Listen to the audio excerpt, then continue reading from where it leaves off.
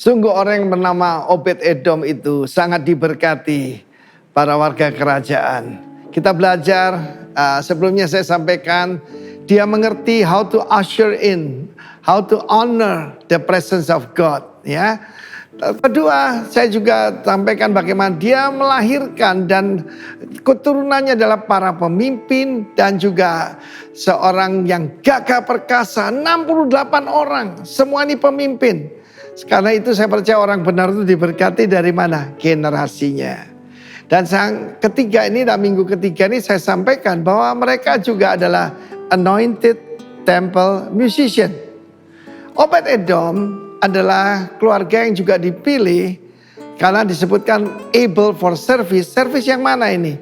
Ternyata mereka adalah musician di dalam bait Allah. Ya, pada waktu masih mereka masih belum ada. Masih berupa Tabernacle of David. Tapi perhatikan di sini, saya melihat beberapa hal yang ayat ke-18 dari 1 tahun 15 mengatakan bersama mereka saudara mereka dari tingkat kedua. Baru sebutkan Obed Edom, para penunggu pintu gerbang. Orang tidak suka nomor 2, orang suka nomor 1, saudara ya. Tetapi ada satu kunci di sini. Obed Edom tidak mencari position. Saya selalu hati-hati dengan orang yang cari position. Ya, saya mau pelayanan bersama saya, position gak ada, saya bilang. Tanggung jawab ada. Kepada seorang pemimpin tanya, Pak, apa hak saya? Apa posisi saya? Saya bilang tidak ada. Yang ada di sini servant of the Lord. Ya, kita ada organisasi, tetapi organisasi kita justru seperti piramid yang terbalik. Lalu kemudian mereka juga memainkan kecapi yang seperti ini. Tetapi yang nadanya paling rendah. Saya pernah berpikir, ternyata semua orang mau jadi yaitu the first violin, the first keyboard, lead gitar. Tapi yang jadi pengiring jarang ya. Kita lihat di dalam The Beatles saja itu George Harrison ya. George Harrison kan memainkan gitar pengiring ya. Tapi di sini disebutkan yang 8 nada lebih rendah tingkatnya untuk mengiringi nyanyian. Saya percaya sangat dewasa nih keluarga Obed Edom ini ya. Selain mereka tidak mencari rank, tidak mencari pangkat, tidak mencari kedudukan. Tidak heran Tuhan memberkati mereka. Bukan cuma 8 putra, ditambah 60 cucu. Yang luar biasa ya. Dengarkan lagi apa yang saya sampaikan minggu yang lalu. Able man, strong man, leader, kingdom leaders. Karena goal daripada hasil daripada gereja, apa end product daripada sebuah jemaat, itu adalah kingdom leaders. Saya heran ada beberapa gedung gerejanya besar, ada teman saya, tapi orang dilarang, yaitu untuk jadi pejabat pendeta PDP, nanti pendeta Pratama namanya, dulu pembantu ya, hanya keluarganya sendiri. Nah ini dinasti nih. Tetapi kita lihat tidak peduli kedudukannya apa. Sekali lagi, gatekeeper juga disebut janitor ya. Janitor itu bagian bersih-bersih saudara ya. Ya, cleaning service, bagian yang kurang menyenangkan, tapi mereka setia, mereka melayani Tuhan. 8 nada lebih rendah tingkatnya untuk mengiringi nyanyian. Saya percaya orang dewasa itu bisa menundukkan diri dan juga bisa melayani, itulah spirit of Christ. God bless you all. Dan kiranya Anda semua ya paling sedikit bisa main 1 alat musik lah ya. Karena lebih nyaman lah di dalam kita memuji menyembah Tuhan ya. God bless you. The Lord anoint you. Amin. Haleluya, terpuji nama Tuhan. Saya merasakan wajah sukacita pada saat ini karena Tuhan Yesus baik. Berapa banyak yang percaya Tuhan Yesus baik? Mari katakan tiada berkesudahan kasih setia Tuhan. Mari bersama-sama nyanyikan pujian ini.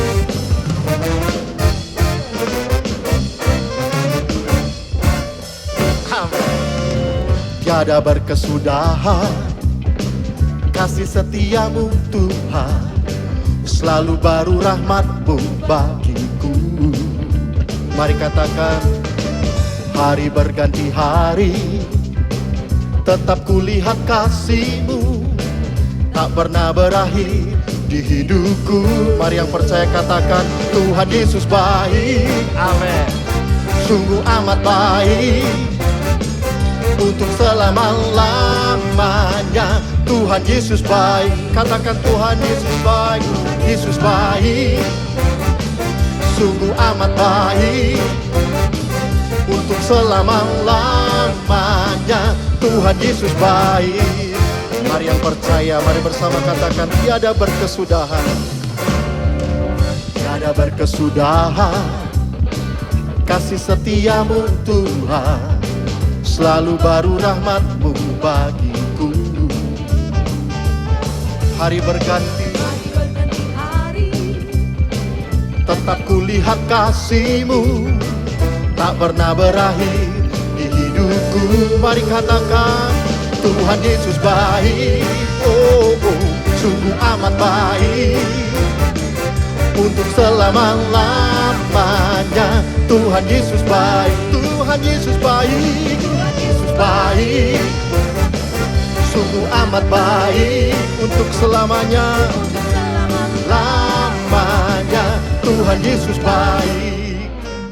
Saya percaya banyak yang merasakan kasih setia Tuhan. Mari yang percaya, mari bersama katakan, Yesus baik bagiku, Yesus baik bagimu. Mari bersama, come on. Yesus baik bagimu, Yesus baik bagiku, dulu, sekarang, dan selamanya. Ya sungguh baik. Come on. Yesus baik bagimu, Yesus baik bagiku, dulu, sekarang, dan selamanya. Ya sungguh baik. Come on. Tuhan Yesus baik, sungguh amat baik, untuk selama-lamanya. Tuhan Yesus baik. Tuhan Yesus baik. Tuhan Yesus baik, sungguh amat baik, untuk selamanya. Selama-lamanya Tuhan Yesus baik. Katakan, dari selamanya, dari selama-lama, untuk selamanya, selama-lama, sampai selamanya. Lamanya apa? Tuhan Yesus baik. Haleluya. Saya tepuk tangan bagi Tuhan Allah kita.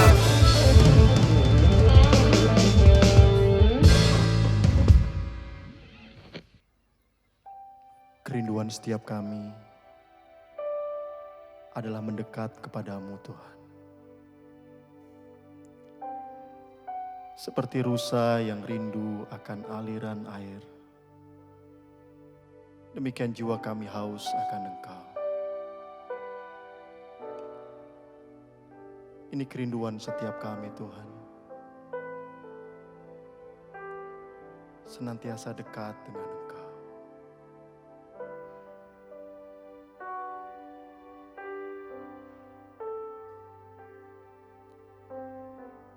Kerinduanku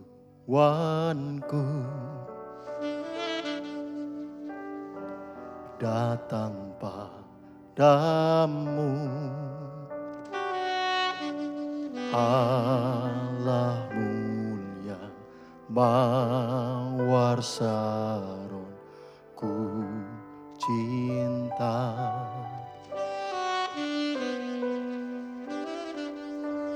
Kaulah Rajaku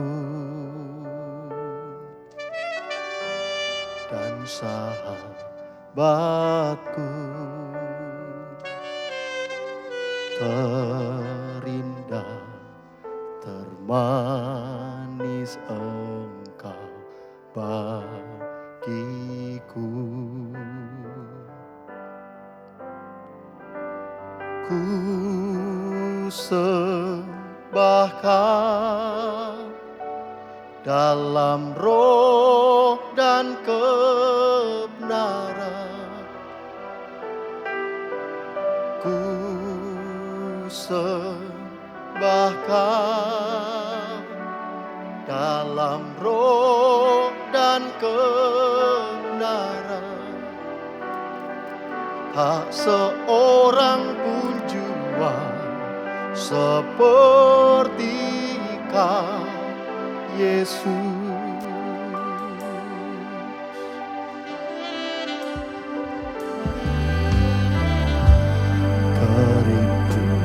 Kerinduanku datang padamu, Allah mulia mawar syarabku cinta.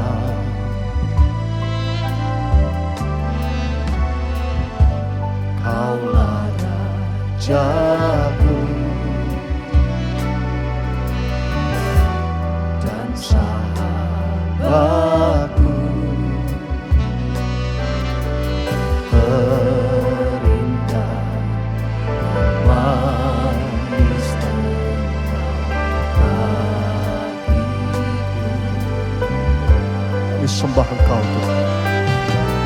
Ku sembahkan dalam roh dan kebenaran.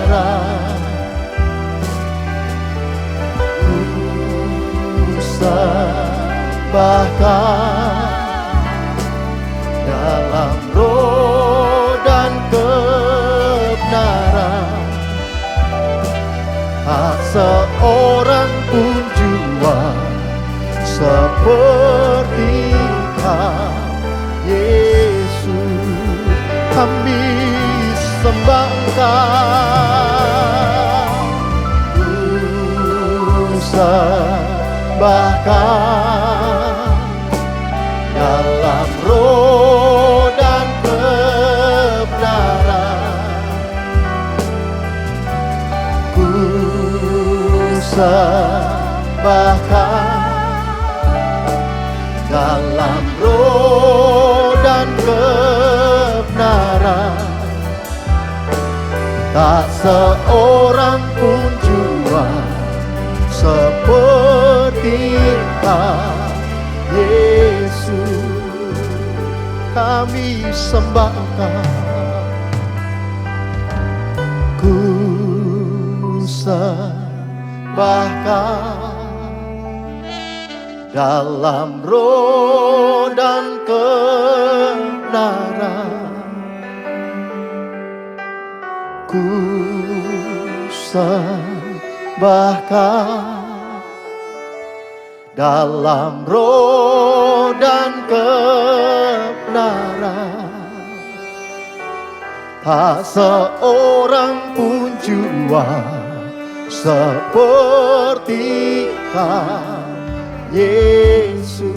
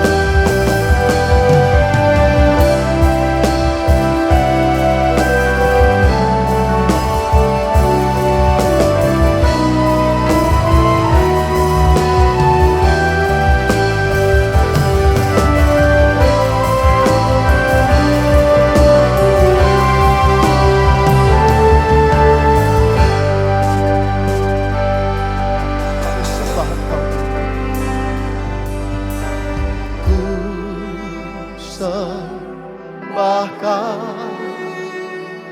dalam roh dan kebenaran.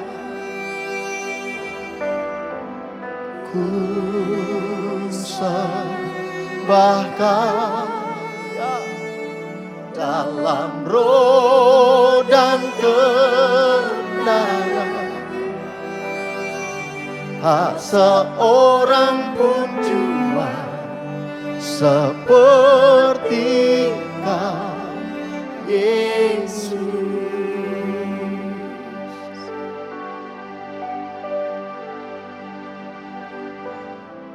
Terima kasih Tuhan Yesus.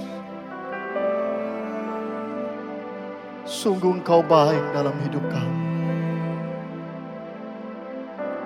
Tiada kata lain selain ucapan syukur, selain terima kasih kami untuk Raja mulia yang sudah sungguh sangat baik buat hidup kami. Terima kasih Tuhan Yesus. Terima kasih. Terima kasih.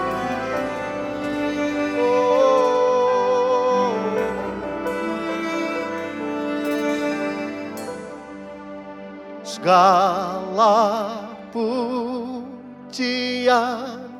dan syukur hanya bagimu, Yesus.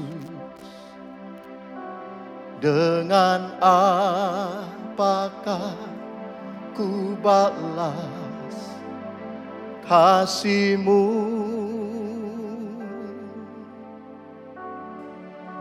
Segala hormat kemuliaan hanya layak bagimu. Ku sembah Yesus seumur hidupku. Mari yang percaya, mari bersama katakan. Segala pujian dan syukur hanya bagimu, Yesus. Dengan apakah ku balas kasih-Mu? Mari katakan segala hormat kemuliaan, segala hormat kemuliaan hanya layak bagimu, layak bagimu. Ku sembah Yesus seumur hidupku. Mari yang percaya, mari bersama katakan. Segala pujian dan syukur hanya bagimu, Yesus. Dengan apakah ku balas kasih-Mu? Segala hormat kemuliaan, segala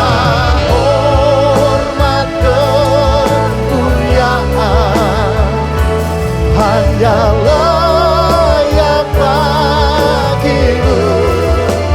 Ku sembah Yesus seumur hidupku. Segala hormat kemuliaan hanya layak bagimu. Segala hormat kemuliaan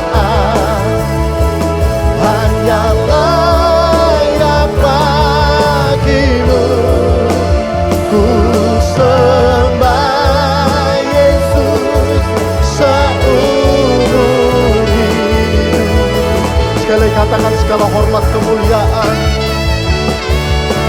segala hormat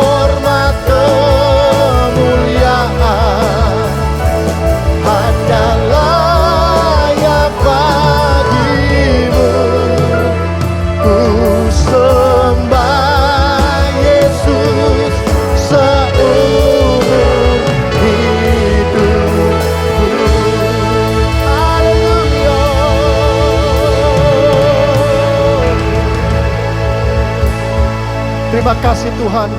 Dan tiap langkah kami serahkan ke dalam tangan-Mu. Dan kami percaya Engkau menuntun setiap langkah kami. Di dalam nama Tuhan Yesus, mari semua yang percaya, mari katakan bersama, amin. Salam warga kerajaan, saat ini khususnya untuk umat Tuhan di Rock Surabaya. Saya merasakan suatu anugerah bisa sharing firman Tuhan untuk kita semua. Karena itu terima kasih untuk Bapak Pendeta Daniel Yanuar dan seluruh tim penggembalaan. Saya percaya Tuhan akan memberkati kita semua melalui firman-Nya. Kita berdoa. Kasih Tuhan nyata selalu kami rasakan dalam hidup ini.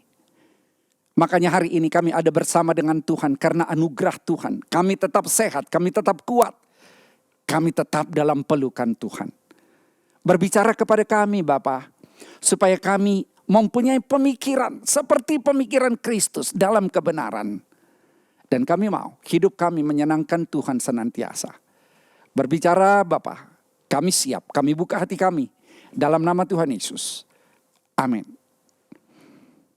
Kali ini kita masuk pada tema yang luar biasa, pikiran yang benar. Masih dalam konteks 2021 adalah the year of reproduction.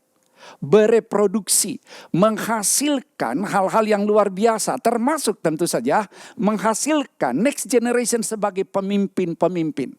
Makanya mereka bertumbuh terus semakin dewasa dengan pemikiran yang kuat.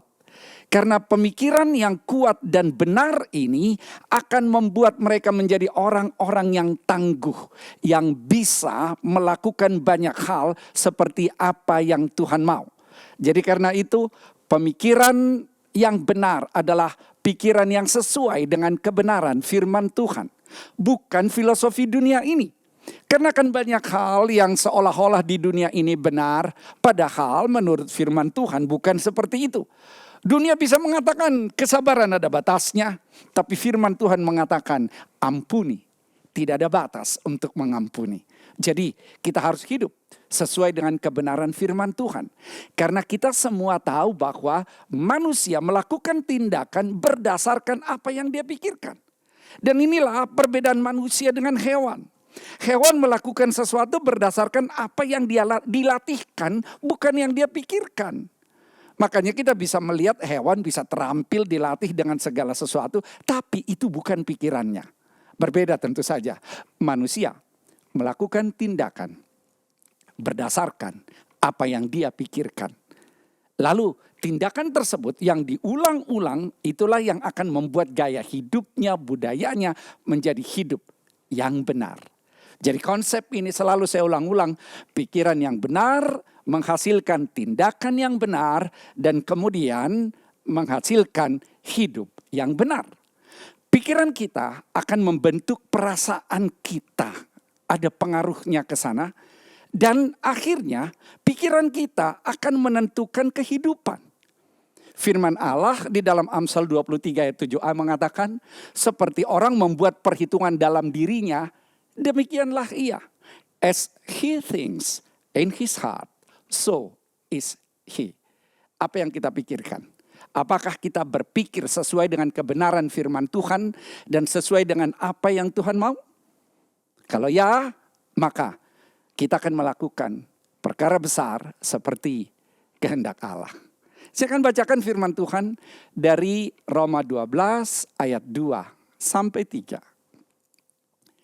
Janganlah kamu menjadi serupa dengan dunia ini, tetapi berubahlah oleh pembaharuan budimu, sehingga kamu dapat membedakan manakah kehendak Allah, apa yang baik, yang berkenan kepada Allah, dan yang sempurna. Ayat 3, berdasarkan kasih karunia yang dianugerahkan kepadaku, aku berkata kepada setiap orang di antara kamu, janganlah kamu memikirkan hal-hal yang lebih tinggi daripada yang patut kamu pikirkan. Tetapi hendaklah kamu berpikir begitu rupa, sehingga kamu menguasai diri menurut ukuran iman yang dikaruniakan Allah kepada kamu masing-masing. Kita lihat ada beberapa hal yang menjadi pemahaman kita melalui firman Tuhan ini. Tadi dikatakan berubahlah oleh pembaharuan budimu. Berarti metanoia. Kita harus bertobat dari pemikiran yang tidak benar. Lalu mengarahkan pikiran kita, menaklukkan pikiran kita kepada pikiran Kristus. Kita semua tahu. Begitu kita lahir baru, kita terima Yesus sebagai Tuhan dan Juru Selamat. Maka roh kita sempurna. Saya katakan sekali lagi, roh kita sempurna. Tapi jiwa kita, pikiran, perasaan, kehendak masih berproses. Harus dibaharui terus menerus. Makanya kita tahu bahwa firman mengatakan, roh memang penurut, tapi daging lemah. Jiwa, pikiran, perasaan, kehendak akan memutuskan apa yang mau kita lakukan, bagaimana sikap kita. Makanya kalau kita mau membangun generasi selanjutnya, mau menjadi pemimpin-pemimpin, mereka harus mempunyai pemikiran yang benar. Bahkan kita pun tentu saja terus berproses supaya pikiran kita ini benar. Tadi juga dikatakan dalam firman, apa yang patut. Yang patut artinya adalah yang pantas. Yang patut artinya adalah yang layak. Yang tidak patut tentu yang tidak baik. Makanya jangan yang tidak baik karena pikiran adalah medan pertempuran dan di pikiran ini segala hal bisa terjadi. Ada orang mengatakan saya sedang bergumul, tapi juga saya katakan iblis kalau mau mencobai semuanya di pikirannya, makanya pikiran ini harus terus kita baharui. Pikirkan apa yang patut. Ada banyak orang memikirkan hal-hal yang tidak patut, bahkan berasumsi. Dia berasumsi orang lain, niatnya adalah jahat. Bahkan dia berpikir bahwa orang lain hendak mencelakakan dia, padahal belum tentu. Orang menghakimi, itu adalah pemikiran-pemikiran yang tidak patut. Itu yang harus kita cek di dalam hati kita. Tadi juga dikatakan, berpikir begitu rupa supaya menguasai diri. Berpikir begitu rupa supaya menguasai diri. Berarti pikiran ini akan membuat kita bisa menguasai diri. Ada power di dalam pikiran kita. The power in your mind. Makanya kita perlu mempunyai strong mind, pikiran yang kuat. Ada sesuatu, tentu kita analisis, tentu kita evaluasi. Harus kita tahu apa hal-hal yang kita simpulkan dari suatu fakta. Dan juga dikatakan dalam firman tadi, ukuran iman. Ukurannya adalah iman. Iman datang dari pendengaran. Pendengaran akan firman Tuhan. Berarti kalau ukurannya adalah iman, berarti ukurannya adalah firman Tuhan atau kebenaran. Dan karena itulah tema kita adalah pikiran yang benar. Kita mau paham itu, pikiran ini. Ada banyak tokoh-tokoh, ada filsuf yang membuat pemahaman-pemahaman tentang pikiran ini yang juga bisa kita cermati karena itu adalah hal-hal yang sesuai dengan kebenaran firman Tuhan. Kalau misalnya kita lihat Marcus Aurelius, dia katakan, the happiness of your life depends upon the quality of your thoughts. Kebahagiaan hidup Anda tergantung kepada kualitas pemikiran Anda. Orang berpikir kebahagiaannya tergantung pada apa yang dimiliki. Orang berpikir kebahagiaannya tergantung kepada jabatannya. Padahal akhirnya adalah apa yang kita pikirkan. Disitulah perlu pikiran Kristus yang melekat kepada kita. Karena kalau hanya soal kekayaan, ada banyak orang kaya yang akhirnya bunuh diri. Ada banyak pejabat yang juga bunuh diri. Ada banyak yang sangat kreatif juga bunuh diri. Kenapa? Karena pikirannya. Berarti mereka bukan orang-orang yang bahagia. Kita ini tentu saja orang yang mengerti bahwa ada Kristus di dalam kita. Nah kalau begitu, pikiran yang benar ini, pikiran yang berkualitas ini adalah pikiran yang bisa kita analisis juga. Saya juga melihat ada hal yang bagus yang disampaikan oleh Eleanor Roosevelt. Dia adalah istri dari mantan Presiden Amerika Serikat, Roosevelt. Dia katakan bahwa ada 3 tingkatan pemikiran manusia. Yang pertama adalah pikiran kecil.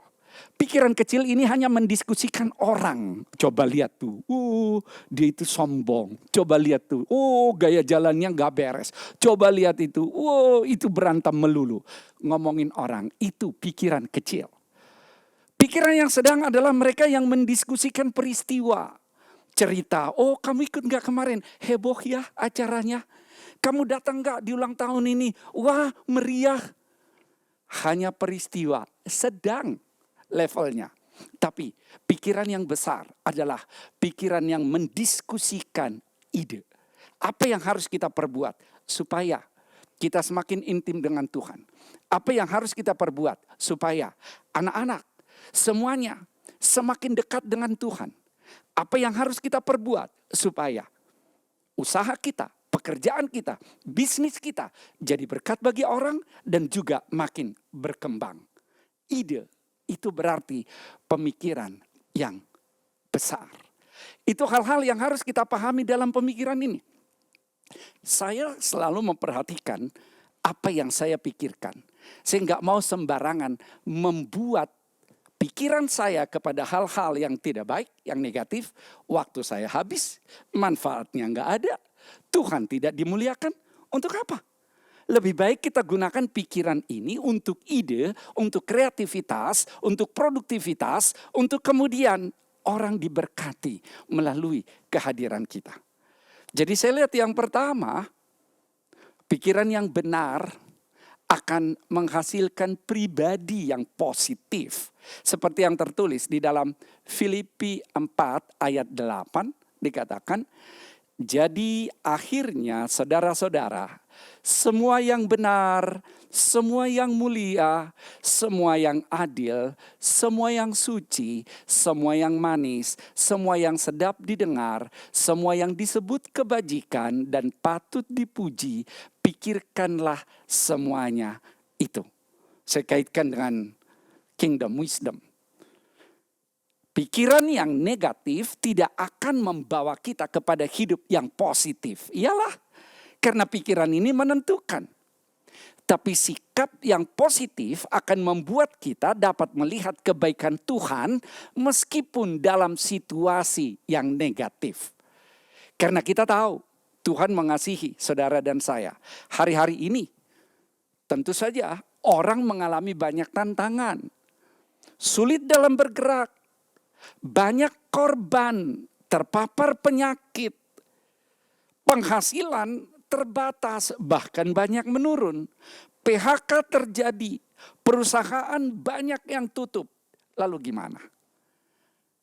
Apakah situasi yang negatif tersebut membuat kita tidak lagi berjalan bersama dengan Tuhan, melakukan hal-hal yang positif? Atau malah menjauh dari Tuhan? Ini yang harus kita waspadai. Karena tadi sudah dikatakan bahwa haruslah kita pikirkan yang benar, yang mulia, yang adil, yang suci, yang manis, sedap didengar, patut dipuji. Jangan kita terjebak kepada hal-hal yang negatif, tidak bagus. Saya bacakan firman Tuhan dari Mazmur 55 ayat 3 sampai 8. Saya bacakan. Perhatikanlah aku dan jawablah aku.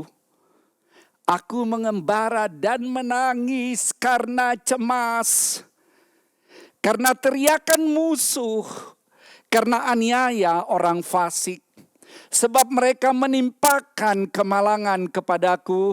Dan dengan geramnya mereka memusuhi aku. Hatiku gelisah. Kengerian maut telah menimpa aku. Aku dirundung takut dan gemetar. Perasaan seram meliputi aku. Pikirku, sekiranya aku diberi sayap seperti merpati, aku akan terbang dan mencari tempat yang tenang. Bahkan aku akan lari jauh-jauh dan bermalam di padang gurun. Wow, dia sebetulnya ditakuti oleh perasaannya. Makanya dia katakan karena teriakan musuh, dia cemas dan kemudian dirundung takut, gentar, perasaannya sungguh diselimuti oleh ketakutan. Lalu dia berpikir. Ini yang jadi persoalan. Dia bukan berpikir mengatasi masalah, tapi dia berpikir seandainya aku punya sayap, maka terbanglah aku. Wow. Dan ngapain dia terbang? Untuk lari. Meninggalkan persoalan, meninggalkan situasi, lari dari masalah. Ada banyak orang terbang ke dugem. Ada banyak orang terbang ke tindakan-tindakan yang tidak baik. Karena melihat situasi, permasalahan yang ada. Tidak ada manusia yang lepas dari masalah. Saya punya masalah juga dong. Tapi saya tahu Tuhan menyertai saya. Kalau begitu, apa sih masalah? Bagi saya, masalah adalah sesuatu yang ada solusinya. Saya katakan sekali lagi. Bagi saya, masalah adalah sesuatu yang ada solusinya. Kalau nggak ada solusinya Pak Bob, ya bukan masalah. Namanya juga nggak ada solusinya. Masalah adalah sesuatu yang ada solusinya. Tapi saya juga mau katakan, tidak ada masalah yang bisa selesai kalau tidak kita selesaikan. Hadapi permasalahanmu, hadapi tantanganmu. Krisis seperti sekarang, hadapi dong. Pikirkan sesuatu untuk bisa mengatasinya. Mungkin ada persoalan suami istri, hadapi dengan baik. Persoalan orang tua dengan anak, cari solusinya. Karena tidak ada masalah yang akan selesai kalau tidak diselesaikan. Hadapi dengan iman. Karena Tuhan tidak pernah mempermalukan orang yang berharap kepadanya. Tuhan kita baik. Perhatikan. Persepsi. Asumsi. Justifikasi. Harus kita kontrol dengan baik. Kalau kita ingat apa yang dituliskan di dalam Markus 6 ayat 49. Apa yang terjadi di sana? Murid-murid Yesus di Danau Galilea. Kemudian mereka naik perahu. Tiba-tiba ada di depan dilihat apa yang mereka katakan. Hantu. Oh. 3,5 tahun murid-murid itu bersama dengan Yesus. Tetapi mereka tidak bisa mengenal. Mereka tidak bisa mengerti bahwa itu adalah Yesus yang mengasihi mereka. Mereka katakan hantu. Asumsi. Untung Yesus tidak tersinggung kan. Padahal kalau saya misalnya dibilang tuyul, saya bisa marah kan. Yesus dibilang hantu. 3,5 tahun murid-murid itu bersama dengan Yesus. Bahkan badai yang ada di sekitar mereka kalah oleh asumsi ketakutan mereka. Seberapa sering kita dikalahkan oleh asumsi ketakutan daripada kenyataan yang sesungguhnya ada. Dan saya katakan, asumsi yang salah mengakibatkan respons yang salah. Kenapa? Harusnya mereka melihat Yesus, mereka katakan, Guru, engkau baik. Pada saat ada badai engkau datang, engkau mengasihi kami mau menyembahmu Tuhan. Kalau asumsinya benar, itu yang harus dia lakukan. Tapi karena asumsinya salah, ketakutan. Hati-hati dalam hidup saudara. Yesus sungguh baik. Hati-hati dengan asumsi. Hati-hati dengan prasangka. Hati-hati dengan justifikasi. Karena asumsi, murid-murid itu saya katakan bertindak salah. Jadi, jangan kita mencari alasan untuk membenarkan asumsi. Nah, kalau kita lihat di sana, pribadi yang positif ini adalah pribadi yang melihat sesuatu dengan pas, bukan dengan asumsi. Saya tunjukkan satu ilustrasi yang sudah sering kita lihat. Di situ ada sebuah tempat, sebuah gelas berisi air, dan kemudian orang akan menilainya. Apakah penuh, apakah kosong, atau komplain. Ada orang bilang, kok hanya segelas, hanya setengah sih gelasnya. Tapi ada orang bilang, syukur masih ada terisi setengah.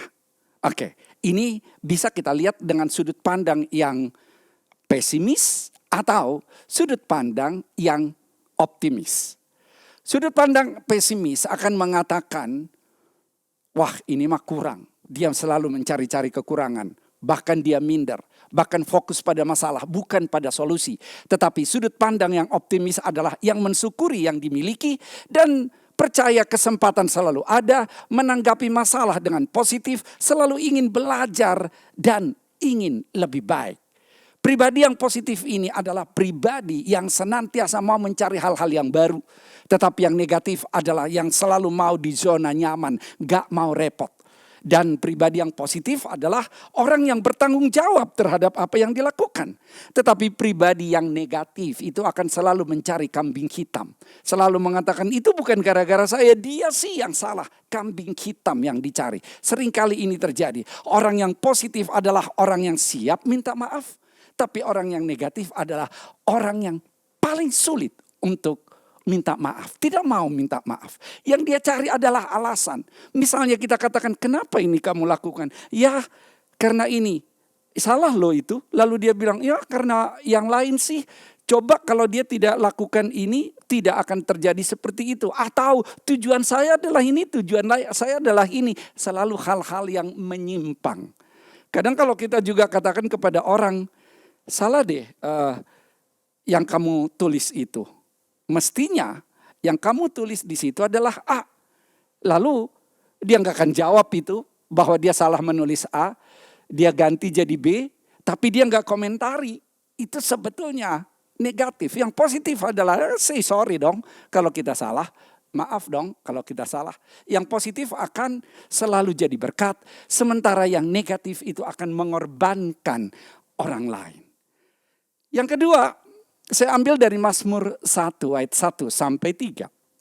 Berbahagialah orang yang tidak berjalan menurut nasihat orang fasik, yang tidak berdiri di jalan orang berdosa, dan yang tidak duduk dalam kumpulan pencemooh. Tetapi yang kesukaannya ialah Taurat Tuhan, dan yang merenungkan Taurat itu siang dan malam. Ia seperti pohon yang ditanam di tepi aliran air, yang menghasilkan buahnya pada musimnya, dan yang tidak layu daunnya, apa saja yang diperbuatnya berhasil. Yang kedua saya katakan, berpikir benar ini akan menghasilkan pribadi yang berbahagia. Menghasilkan pribadi yang berbahagia. Roma 8 ayat 28 mengatakan, kita tahu sekarang bahwa Allah turut bekerja dalam segala sesuatu untuk mendatangkan kebaikan bagi mereka yang mengasihi Dia, yaitu bagi mereka yang terpanggil sesuai dengan rencana Allah. Maka kita lihat bahwa cara pandang seseorang menentukan kebahagiaan atau ketidakbahagiaan orang tersebut dalam hidupnya. Sudut pandangnya, cara pandangnya akan menentukan. Makanya happiness is a choice. Untuk bahagia, untuk sukacita adalah suatu pilihan. Bukan ditentukan oleh apa yang ada di luar sana. Anda bisa melihat ada dua orang seperti yang saya tampilkan di depan. Yang satu mengatakan ini angka berapa, yang satu mengatakan ini angka berapa. Saudara melihat angka berapa itu? Satu mengatakan 6. Yang lain mengatakan 9. Dan dari sini kita lihat sudut pandang menentukan kesimpulan. Hati-hati dengan sudut pandang. Kedua orang ini bisa berantem, bisa mengatakan di mana mata lo? Di mana-mana ini adalah 6. Yang satu lagi mengatakan dasar lo sekolahnya nggak benar. Ini angka 9. Berantem deh. Hal ini sering terjadi dalam kehidupan. Karena sudut pandang yang menyimpang. Yang satu merasa itu sudah baik, yang satu merasa itu adalah suatu kejahatan.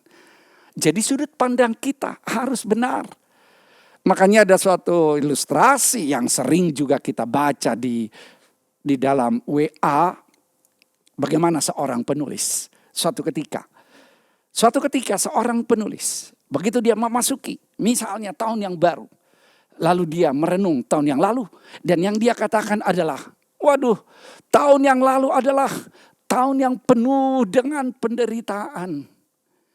Aku operasi empedu sehingga berhari-hari aku harus opname di rumah sakit. Belum lagi tahun yang lalu itu sungguh saya mengalami suatu hal. Saya pensiun. Setelah 35 tahun saya bekerja. Dan pada tahun yang lalu, ayah saya meninggal. Belum lagi anak saya kecelakaan mobil, tabrakan, mobilnya rusak berat. Sehingga kau harus mengeluarkan biaya yang besar untuk perbaikan mobil ini. Ini adalah pengalaman yang sangat berat. Dia tulislah itu di dalam suatu kertas, dalam kamarnya. Kemudian istrinya setelah itu masuk. Dia lihat tulisan itu. Wah, karena itu istrinya lalu berpikir, lah saya harus menulis sesuatu. Istrinya maka tuliskan di situ. Yang ditulis oleh istrinya adalah, tahun lalu berhasil suamiku operasi empedu. Itu semua karena penyertaan Tuhan. Setelah dia opname di rumah sakit, dia sembuh. Thank God. Terima kasih Tuhan. Dan bersyukur bahwa 35 tahun sudah kerja lalu pensiun. Selama 35 tahun Tuhan menyertai kami dan memberkati. Dan aku percaya di tahun-tahun selanjutnya Tuhan akan tetap menyertai kami. Dan dia katakan, Tuhan baik, terima kasih Tuhan.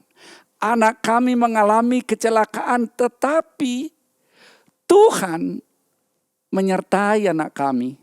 Dan tidak ada masalah, selamat. Hanya mobilnya yang harus kami benarin. Dan tahun yang lalu, orang tua yang kami cintai, pulang ke rumah Bapa di dalam Tuhan, dalam usia 95 tahun.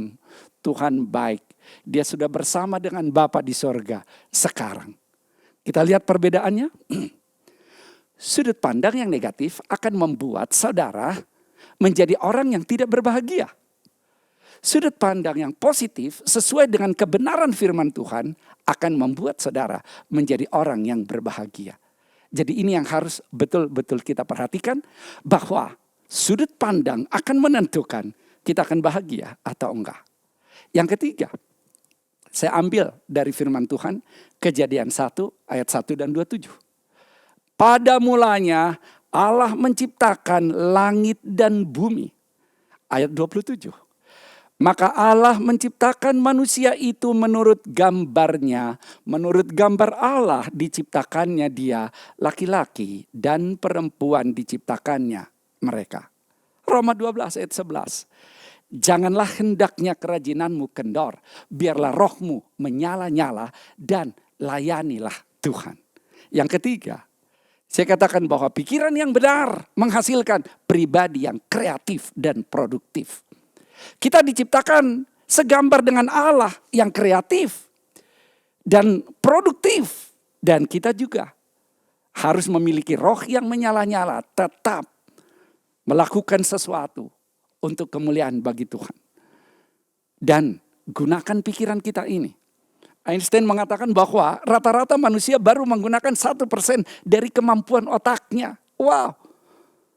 Einstein adalah seorang tokoh ilmuwan relativitas. Luar biasa penemuannya. Tapi yang dia katakan manusia baru menggunakan 1%. Berarti harus terus kita gunakan pikiran ini produktif. Dan apa yang dikatakan oleh Henry Ford. Henry Ford adalah seorang yang membuat perusahaan mobil. Dia katakan berpikir adalah pekerjaan yang paling berat sehingga tidak banyak orang yang mau melakukannya. Gak mau berpikir maka tidak berproduksi, tidak kreatif. Mari kita lihat seperti yang saya katakan. Kalau hari-hari ini seperti yang saya tunjukkan dengan Internet of Things, ada banyak perkembangan di sana. Kita lihat ada otomotif, kemudian ada networking, ada bagaimana melayani konsumen, dan juga bagaimana melakukan produksi energi listrik, industri berkembang, dan seterusnya. Banyak hal yang bisa dibuat oleh manusia ini karena kreativitas yang ada. Maka kita anak-anak Tuhan harus menggunakan pikiran kita berkreasi. Apalagi dalam situasi yang seperti sekarang ini. Karena saya katakan bahwa dengan kita perhatikan kondisi yang ada, solusi yang harus kita berikan bukan lari dari persoalan. Orang yang kreatif akan memiliki pikiran terbuka, mau menerima hal-hal baru, ingin tahu dari segala sesuatu untuk dia bisa mendapatkan solusi, dan antusias dengan roh yang menyala-nyala, dan melakukan sesuatu meskipun mungkin ada risiko. Jadi saya katakan, passion dan kegigihan menaklukkan segalanya. Kita di dalam Tuhan, passion and perseverance conquer all things. Hari ini kita mendapat 3 hal dari pikiran yang benar. Yang pertama, menghasilkan pribadi yang positif. Yang kedua, menghasilkan pribadi yang berbahagia. Yang ketiga, menghasilkan pribadi yang kreatif dan produktif. Tuhan Yesus memberkati. Kita berdoa. Tuhan, terima kasih. Engkau dahsyat ajaib. Biarlah kami mengerti pada saat ini bahwa kami diciptakan serupa dan segambar dengan Allah. Dengan suatu kemampuan berpikir yang luar biasa. Dan kami mau Tuhan mengubah pola pikir kami sehingga kami berpikir dengan benar. Saat ini taklukkan pikiranmu kepada pikiran Kristus. Dan percayalah hal-hal yang dahsyat terjadi dalam kehidupanmu. Dalam nama Yesus. Amin.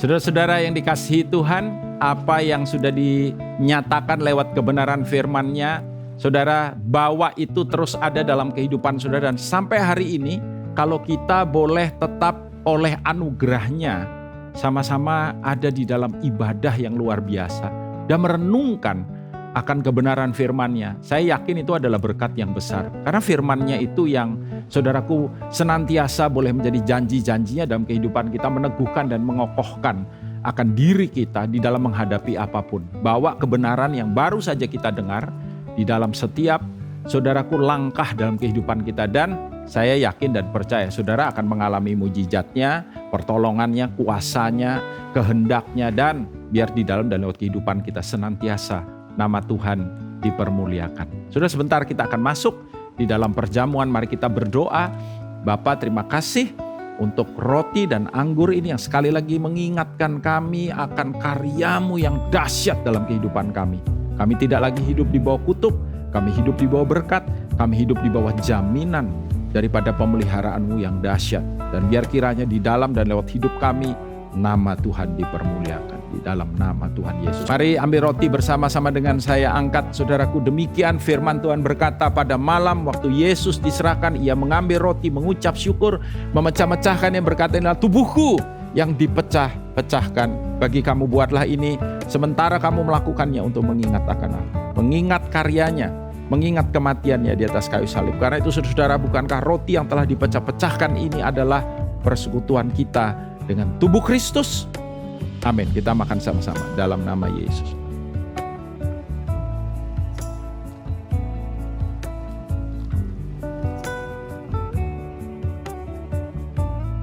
Thank you Jesus. Buka cawan bersama-sama dengan saya. Mari kita angkat saudara. Demikian juga ia mengambil cawan yang berisi anggur sesudah makan, lalu berkata, inilah cawan perjanjian baru yang dimeteraikan oleh darahku, darah yang dicurahkan untuk pengampunan dosa. Darah yang sekali lagi membuat kita hidup di bawah berkat total yang daripada Dia. Karena itu saudara-saudara yang terkasih, bukankah cawan pengucapan syukur yang di atasnya kita ucapkan syukur ini ada persekutuan kita dengan darah Yesus. Amin. Kita minum sama-sama dalam namanya. Terima kasih Bapa. Terima kasih buat putra-Mu. Terima kasih buat anugerah, kemurahan-Mu, rahmat-Mu, penyertaan-Mu. Kami percaya kami memasuki minggu yang luar biasa. Minggu di mana kami boleh menyaksikan pembelaan, pemeliharaan, penjagaan, penyertaan yang daripada Engkau. Minggu di mana kami boleh melihat tanda ajaib mujizat-Mu dinyatakan di dalam kehidupan kami. Angkat kedua tangan saudara, terimalah semua berkat terbaik dari Sang Raja. Berkat yang membuat apa yang saudara kerjakan berhasil. Berkat yang menjaga, melindungi, menjauhkan saudara pada semua yang jahat. Berkat yang membawa kehidupan saudara signifikan dan berkemenangan. Hari ini sampai Maranatha, kedatangan yang kedua kali, di dalam nama Tuhan Yesus. Amin, amin, amin. Selamat hari Minggu. Tuhan memberkati saudara.